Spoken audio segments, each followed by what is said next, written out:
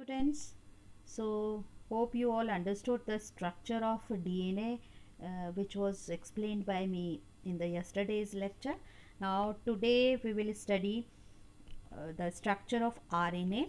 So we'll start with the some forms of the DNA.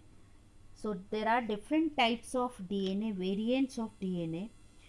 The first type is there aDNA. A means alternate, and this DNA is the right-handed and unstable form of the DNA. It is the dehydrated form of DNA which occurs in high salt concentration. It has 11 base pairs per turn and the diameter is 2.3 nm. Next is the bDNA. bDNA means the balanced DNA. This DNA is the most common type of DNA. The Watson-Crick structure described above is of bDNA. So the Watson and Crick, they describe the structure of bDNA. It has 10 base pairs per turn and diameter is 20 nm and it is right-handedly coiled. Then the cDNA, C means complementary. This complementary DNA is right-handed and unstable. This complementary DNA is a single-stranded molecule and it is complementary to the mRNA molecule, and it is synthesized from the from the latter by the action of reverse transcriptase enzyme. So this DNA is the complementary DNA. Now we will come to the ddNA. D is the double helix. Double helix DNA. This is also right-handed and it is the unstable type of DNA. Next we'll come to the zDNA. zDNA, it is left-handedly coiled DNA in which polynucleotide chain has a zigzag path. That is why it is zDNA. So the path of the polynucleotide chain is zigzag and it has 12 base pairs per turn. It is left-handed and unstable. Next we will come to the single-stranded DNA, that is known as the ssDNA, single-stranded DNA. And DNA molecules are not always a double helical structure. Sometimes it is found as a single-stranded structure. Single-stranded structure of this DNA was first discovered in the virus E. coli by the scientist Robert Sinsheimer in 1959. This DNA is somewhat stellate and behaves as a randomly coiled molecule. So this is single-stranded DNA. Then we will come to the contribution of these scientists Franklin and Wilkins also, because yesterday I have discussed this Watson and Crick model, and these two scientists are also there who contributed to discover the structure of DNA. So Franklin and Wilkins, what is their contribution, that I will discuss with you today. In 1940, analysis of X-ray diffraction patterns of DNA by Franklin and Wilkins and their collaborators was a major step towards understanding the 3D structure of DNA. On the basis of their X-ray diffraction studies, Wilkins suggested a spiral model of DNA, and he noticed that the X-ray diffraction patterns of DNA isolated from varied sources are essentially the same, while Watson and Crick, they proposed the double helix form of DNA. So understood? This was the contribution of the scientists there in the structure of DNA. Now we will come to the ribonucleic acid, another nucleic acid. This is RNA. RNA is typically single-stranded molecule. As you know that you have seen the DNA, but here RNA is, here you can see this is the single-stranded molecule, and it is made up of ribonucleotides. Instead of deoxyribonucleotides, here ribonucleotides that are linked by phosphodiester bond, similar as we have studied in DNA, and contains a ribose sugar. here at the place of deoxyribose, as in DNA you have seen ribose sugar is there, the pentose sugar. One of the four nitrogenous bases here, adenine, uracil, guanine and cytosine, and a phosphate group. So here what is specific? The RNA specific pyrimidine uracil, it forms a complementary base pair with the adenine. So at the place of thymine, which of the nitrogenous base present in the RNA? Uracil, and it is used instead of thymine, which is used in DNA. So these are some differences in the RNA and DNA. Here you can see cytosine, guanine, adenine and uracil. At the place of thymine, uracil nitrogenous base is present, and this is the single stranded RNA molecule instead of double stranded as we have studied in DNA. Now ribonucleic acid is the single stranded, and most types of RNA molecules show extensive intramolecular base pairing between complementary sequences within the RNA strand, and thus creating a predictable 3D structure, three-dimensional structure essential for their function. So here we will study the different types of RNA also. RNA does not follow the Chargaff's rule.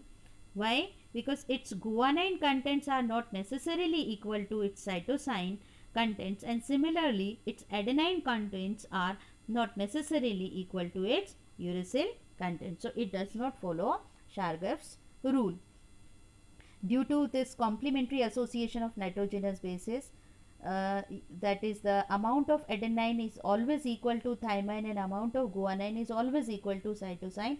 This was the Chargaff's rule, but it is not followed in the by the RNA. The three main types of RNA which are involved in the protein synthesis, they are the messenger RNA, the short form is mRNA, ribosomal RNA, that is rRNA, and next is the transfer RNA, that is tRNA.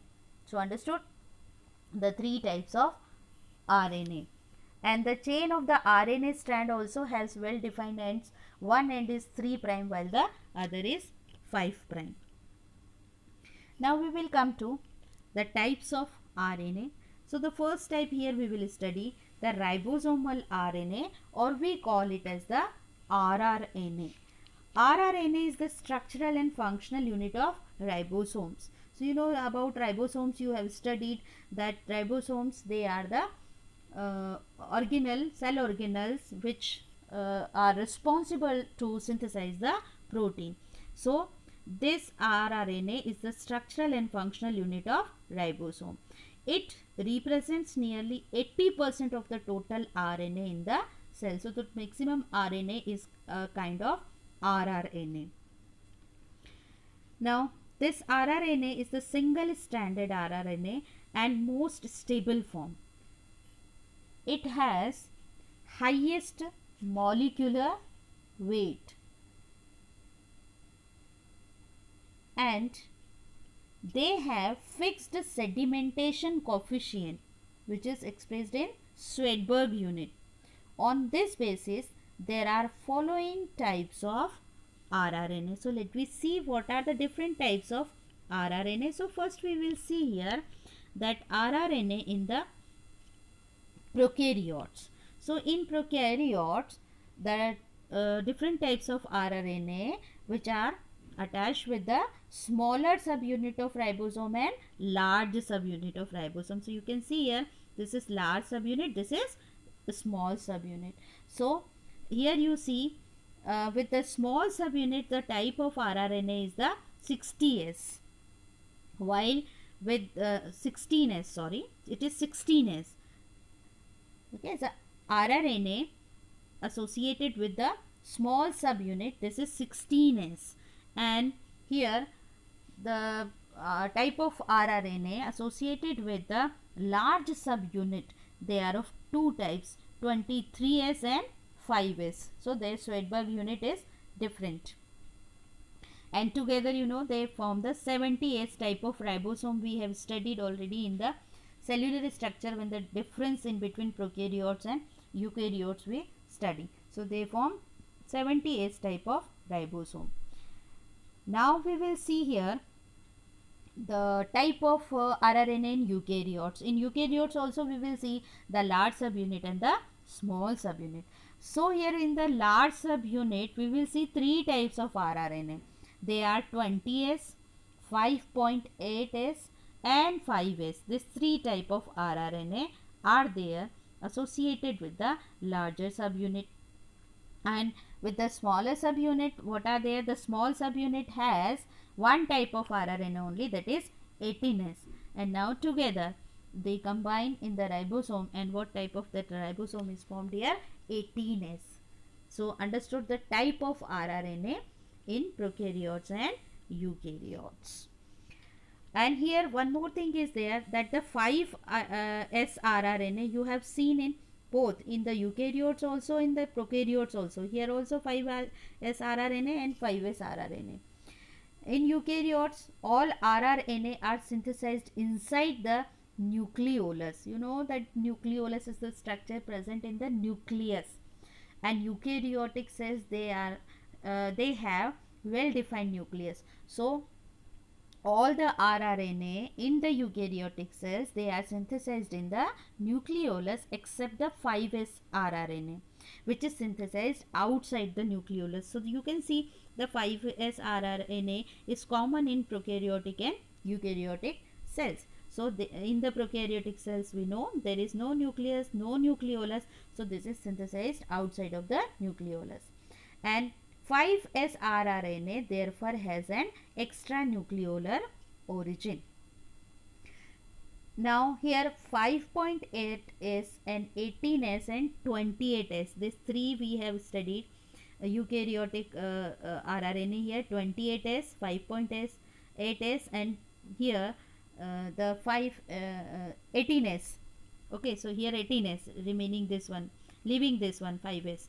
28S, 5.8S and 18S type of rRNA, they are synthesized as a single molecule of 45S, and it later on gets dissociated to give the different types of rRNA.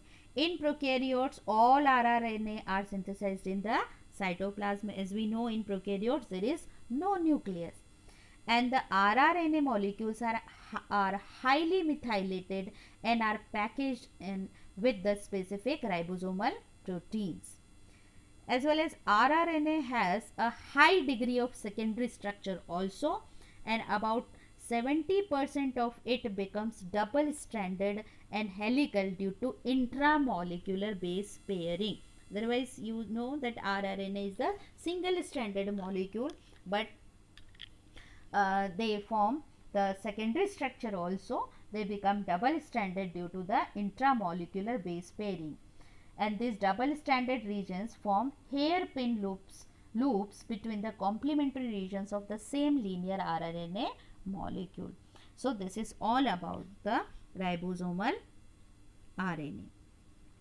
Now we'll come to the functions of the ribosomal RNA. It helps in the binding of ribosomes to the mRNA. Next is the messenger RNA we are going to study. So this rRNA helps to bind the ribosome and mRNA. So ribosomes are attached with the help of to the mRNA with the help of rRNA.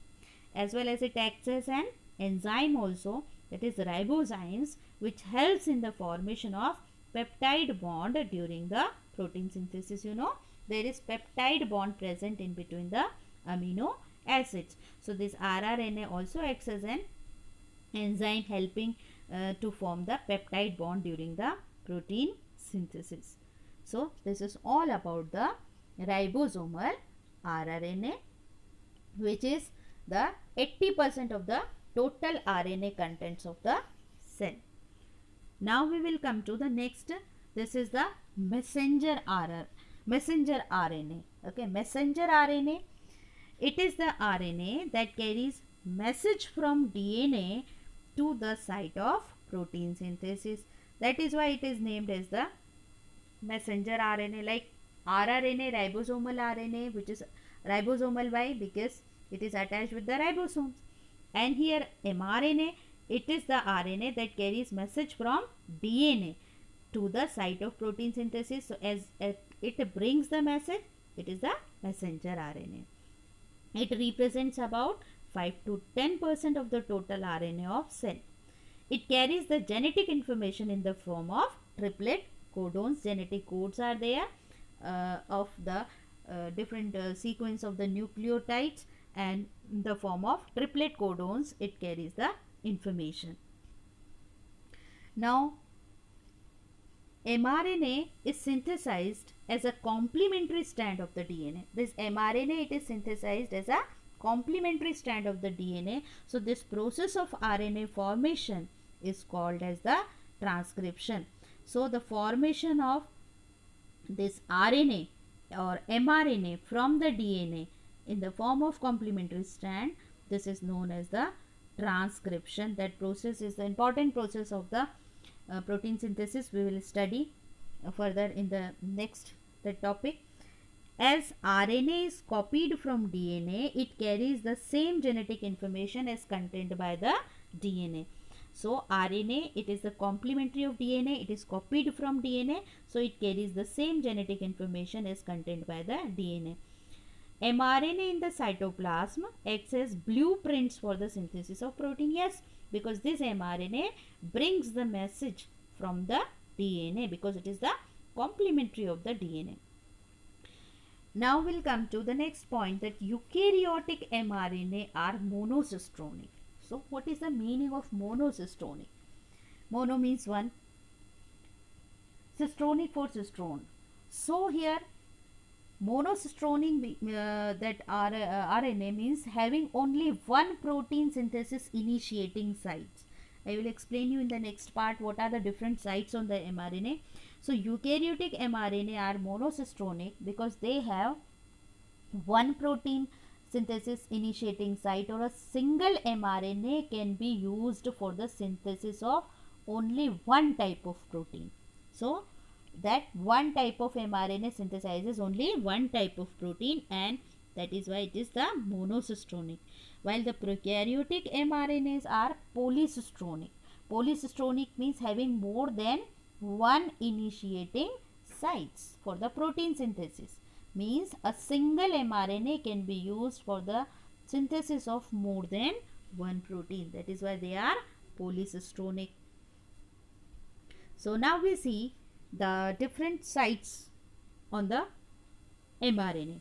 mRNA is a single stranded polynucleotide chain, and the eukaryotic mRNA, it contains a cap at fifth end and composed of 7-methyl guanosine.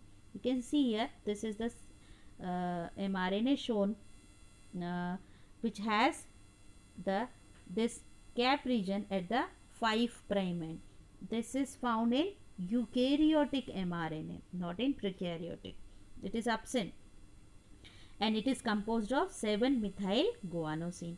Now next to this region cap, it has a known coding region which is known as the leader sequence. So next to it, it is the known coding region which is leader sequence, and next to the leader there is an initiator codon which initiate the process. So here initiator codon is AUG, and it initiates the protein synthesis. So where we'll see, you see at the 5' cap region is there, next to it the leader, and next to the leader here the initiator codon, it is the AUG. Next to the initiator codon, initiator means which start or initiate the process of protein synthesis. So initiator codon, the initiator codon coding sequence is present. Next to the initiator codon, the coding sequence is present. So here it is the coding sequence, and it codes for the specific protein. Here it codes for the specific protein. It is the region which is known as the exon.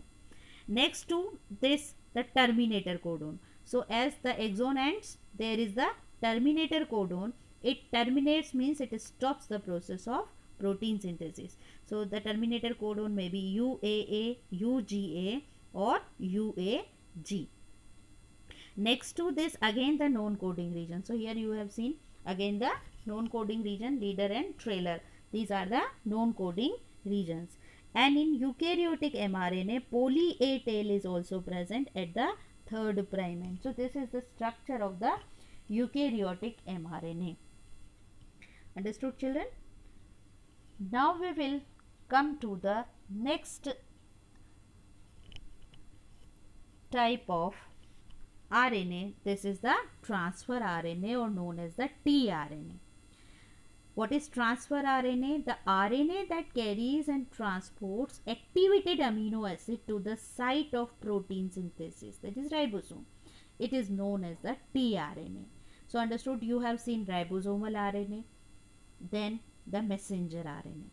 Now the third type of RNA, transfer RNA. Transfer RNA that carries and transport activated amino acid to the ribosome, that is the site of protein synthesis. So as it transfers or transports the activated amino acid, this is termed as the tRNA. It represents about 10 to 15% of the total RNA in the cell.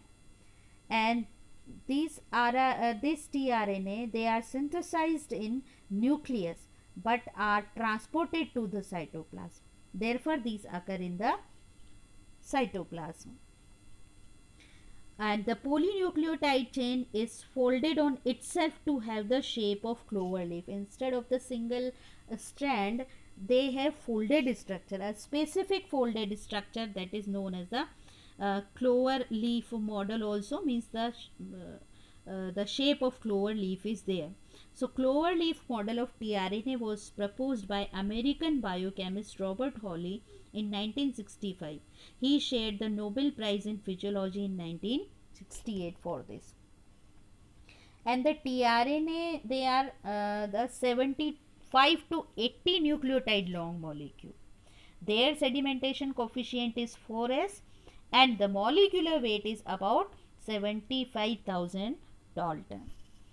And there are 60 types of tRNA. Though there are 60 types of tRNAs, at least 20 types are present in every cell, corresponding to 20 types of amino acids. Now we'll come to the structure of the tRNA. As I said you that the tRNA exhibit folded structure, extensive folding, and due to this intramolecular base pairing. So their general structure can be understood by the clover leaf model given by R.W. Hawley.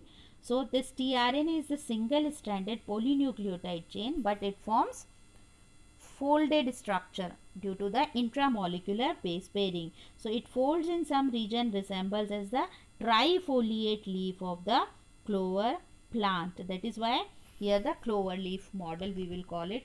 So here we will see the different folds. So in this clover leaf structure, the different arms are there, 4 arms are there. First, the amino acid binding or the receptor arm, you can see this is receptor arm here, 3 prime and 5 prime, both the ends you can see, this is acceptor arm. Then the psi arm, this is psi arm and a loop. Then anticodon arm in the loop, this is anticodon arm in loop. And opposite to this psi arm, here further we will see the D arm also, this is D arm in the loop. And rarely fifth arm, very small arm, it is present in the there, it is known as the variable arm. And the 5 prime end has methylated guanosine, this is the 5 prime end. Here at the amino acid binding site you can see this has the methylated guanosine. And the 3rd prime end has 3 free nitrogen bases, these are C, C and A. So let me see the detail of this structure. Each arm has paired base pairs stem and unpaired base pair loop. You can see here the loops are formed at the different places. So these loops, they have unpaired base pairs, and the stem is the has here the paired base pairs. amino acid acceptor arm has 7 base pairs. This is amino acid acceptor arm where the amino acids are attached. So it has 7 base pairs and 3 unpaired bases. You can see the 3 unpaired bases CAA at the third prime end. Therefore, amino acid always binds to adenine present in the third prime end. Then the psi arm will come to, this is the psi arm. It contains unusual sequences of the nucleotides as thymine and pseudouridine, which is represented as psi, and the cytosine. So it has unusual sequence of nucleotides. What is the function of psi arm? It helps to bind ribosome at the time of protein synthesis. So you know that ribosomes, they have the two units, small subunit and the large subunit, and further they are joined together at the time of protein synthesis. So at the time of protein synthesis, this psi arm, it binds the ribosome at the with the all these two units together. Now we'll come to the D arm or the DHU arm. You can see this is the D arm and the loop. This loop contains dihydrouridine. And what is the function of D arm? It helps to recognizing specific amino acids, activating enzyme amino acyl synthetase, because each that amino acid is being activated with the help of this amino acid activating enzyme, which is amino acyl synthetase. So the function of D arm to recognize the specific amino acyl synthetase enzyme. The anticodon loop. Anticodon loop, where is the anticodon? So downside the anticodon loop, it has 7 unpaired nitrogen bases. Out of them, 3 nucleotide acts as anticodon, which are complementary to the codon of mRNA. And what is the function? It carries a specific amino acid towards the site of protein synthesis. So understood all the arms in the tRNA and their function, and this is the clover leaf model of the tRNA. All the main 4 arms: acceptor arm, psi arm, anticodon arm and D arm. Now we will see the difference between DNA and RNA. So students, now you might have understood the difference in between DNA and RNA as I explained you the detailed structure of RNA and DNA. So the DNA is the structure which has high molecular weight, while the RNA has low molecular weight. DNA is double stranded polynucleotide chain. Here it is single stranded polynucleotide chain. DNA has deoxyribose sugar as the pentose sugar, while RNA has ribose sugar. In DNA, thymine is present. In RNA, uracil is present, because RNA does not contain thymine. Unusual nitrogenous bases are absent. You have seen the 4 nitrogenous bases present in DNA, but in RNA and tRNA we have seen unusual nitrogen bases are present. DNA is the genetic material of all the living organisms. RNA also works as the genetic material in some viruses, and some other differences also you can see, that the formation of DNA and RNA, as well as Chargaff's rule. Like DNA follows the Chargaff's rule, RNA does not follow Chargaff's rule, and the purine to pyrimidine ratio is 1 in DNA, while in RNA it is variable. And formation of DNA, it takes place by the self replication. That replication process will be the next part of our chapter. And RNA is formed by the transcription only, means from the DNA it is formed. So there are many more differences you see in the book also. Now the last topic today, we are going to study the central dogma. What is central dogma? This is the flow of genetic information. So the flow of genetic information in a cell is called as the central dogma. It is the one-way flow of genetic information from DNA to protein. Just now we have seen the three types of RNAs and their function: rRNA, mRNA and tRNA. They help in the synthesis of protein, but they get this information from DNA. So this one-way flow of genetic information from DNA to protein is the central dogma. How? Means formation of mRNA from DNA, that is the transcription. This mRNA now further attaches itself with the ribosomal unit, and with the help of tRNA and rRNA it synthesizes the protein. So this is the central dogma. One way flow of information from DNA to mRNA and from mRNA to protein. This is known as the central dogma. This is DNA. From DNA, formation of mRNA, which is complementary to the strand of DNA. This process is known as transcription, and this mRNA now helps in the synthesis of protein. This process is known as the translation. So synthesis of polypeptide specified by mRNA, this is known as the translation process. This concept of central dogma, it was given by F.H.C. Crick, and he proposed a unidirectional flow of information. So contribution of scientist is important. You remember who proposed this phenomenon? This is F.H.C. Crick. He proposed this phenomenon of unidirectional flow of information, which we call it as a central dogma.